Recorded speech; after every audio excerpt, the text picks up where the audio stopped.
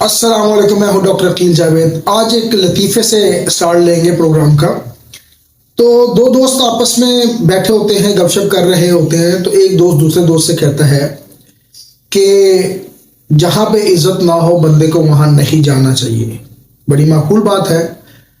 تو دوسرا جو دوست سن رہا ہوتا ہے وہ ہنس کے جواب دیتا ہے، تو اس کا یہ مطلب ہے کہ میں اپنے گھر بھی نہ جاؤں رات کو۔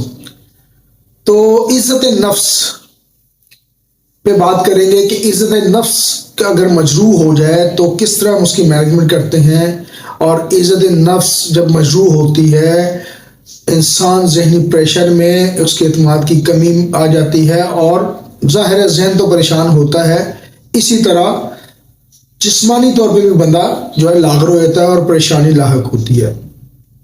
تو یہ ہوتا کیوں ہے؟ اس میں ہوتا یہ کہ ہارمونز کا توازن بگڑ جاتا ہے اور زندگی کے معاملات میں مشکلات آتی ہیں۔ تو اس کی وجوہات پہ بات کرتے ہیں۔ میں ہوں doctor Aqeel Javed, AJ health T V کے نام سے ہمارا چینل ہے، اس کو سبسکرائب کر دیں۔ تو کازز پہ بات کریں گے۔ عزت نفس کی مسائل کی سب سے بڑی وجہ جو ہے وہ ذہنی دباؤ، سماجی دباؤ یا کسی قسم کی ذاتی شکست یا انا ہو سکتی ہے۔ انسان کے ذہنی سکون کو یہ چیزیں متاثر کر سکتی ہیں، اور جب مسلسل توقیر ہوتی رہے، دباؤ آتا رہے، پریشر پڑتا رہے، تو انسان کے جسم میں ایک ہارمون ہے جس کو ہم کورٹیسول کہتے ہیں، اس کی پروڈکشن بڑھ جاتی ہے۔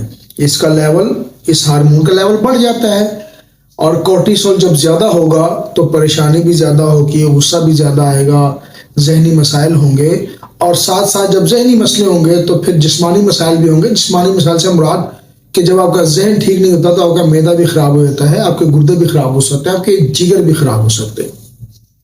ہوتا یہ کہ سیروٹونین ایک ہارمون ہے جو کہ خوشی کے ہارمون کہلاتے ہیں، اس کی کمی ہوتی ہے اور کورٹیسول بڑھ جاتا ہے، تو یہ اعتماد کی کمی ہوتی ہے انسان میں، اور یہ جوبلیشن کا جو ہارمون ہے سیروٹونین یہ کم ہو جاتا ہے، تو انسان کی وہ ذہنی خوشی، ذہنی آسودگی اور ذہنی جو فریشنس ہوتی ہے وہ ختم ہو جاتی ہے۔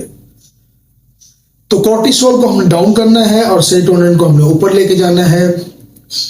اگر یہ بیلنس ہوں گے تو انشاءاللہ تعالی انسانی ذہن بھی ٹھیک رہے گا، جسم بھی ٹھیک رہے گا، اور مسئلے بھی کم سے کم ہوں گے۔